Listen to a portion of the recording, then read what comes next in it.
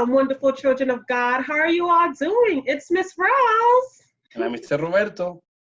And we hope each and every one of you are doing well. We want you all to know that we miss you very, very much. You are in our thoughts and prayers, and we most definitely cannot wait to do church with you all again at the St. Regis.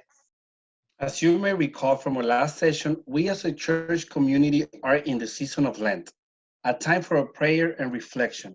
However, we are almost at the end of the season.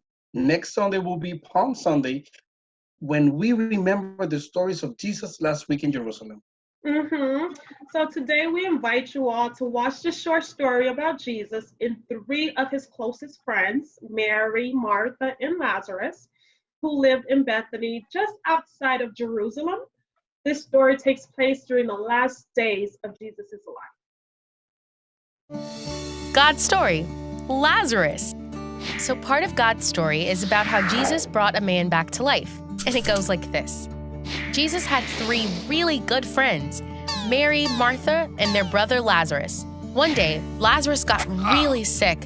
He was so sick that he might die. Mary and Martha knew the only one who could heal Lazarus was Jesus. So they sent someone to find him. They found Jesus traveling and telling people about God. Now, you might think that Jesus would rush to heal his friend, but instead of leaving right away, Jesus stayed where he was for 2 more days. See, Jesus knew something no one else knew. Lazarus had died, but Jesus was going to bring him back to life so that they would believe that Jesus really was the Son of God. When Jesus finally got to Lazarus' house, Lazarus had been dead for 4 days. Mary and Martha were heartbroken. Martha said, "Jesus, if you had been here, my brother would not have died. But I know that even now God will give you whatever you ask." Jesus said to her, "Your brother will rise again." Martha didn't understand at first. What Jesus meant was that he would actually bring Lazarus back to life here on earth. Jesus was saying, because he's the Son of God, he's more powerful than death. After that, Martha's sister Mary ran to Jesus and fell at his feet. "Lord, if you had been here, my brother would not have died." When Jesus saw her crying, he was so sad. In fact, when Jesus came to the tomb where Lazarus was buried, he cried too. His friend, who he loved so much, was dead. Kids, have you ever felt sad because of something that happened to you or someone you cared about? Just like us, Jesus felt pain and sadness because of what happened to his friend. Then, Jesus told some people to roll away the big, heavy stone in front of the tomb.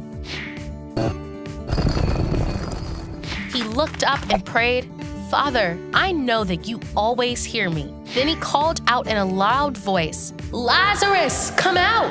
And then Lazarus walked out. This man who had been dead for 4 days was now standing in front of everyone, walking and talking and alive. The people were amazed. You see, Jesus knew all along that he could bring Lazarus back to life.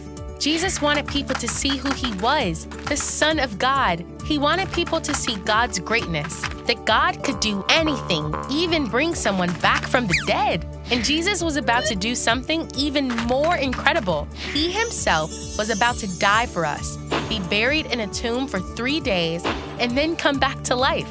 And he did it to rescue us from all of our pain, sadness, and wrong choices. And when we believe in him, we get to be a part of God's family forever. And that's the story of Lazarus. In this story, the death of Lazarus brought his family to a place of new beginning. Jesus' compassion met the needs of each person in this story, lifting them up by showing compassion and God's care. In a time when there are many changes in our lives, it can be difficult to hang on to hope. However, in this week's story, Jesus shows us there is no situation that is beyond God's love and care. Thus, as we move into the next week, we encourage you to remember Jesus' message. We challenge you to show compassion to your neighbors as Jesus did. We challenge you to do something to help ease another's pain. Thank you so much, Mr. Roberto. That was such a lovely message. So this concludes our lesson for this week. As we always do to end our lessons, I ask you to quiet your hearts and listen. Holy God who art in heaven, Hallowed be thy name.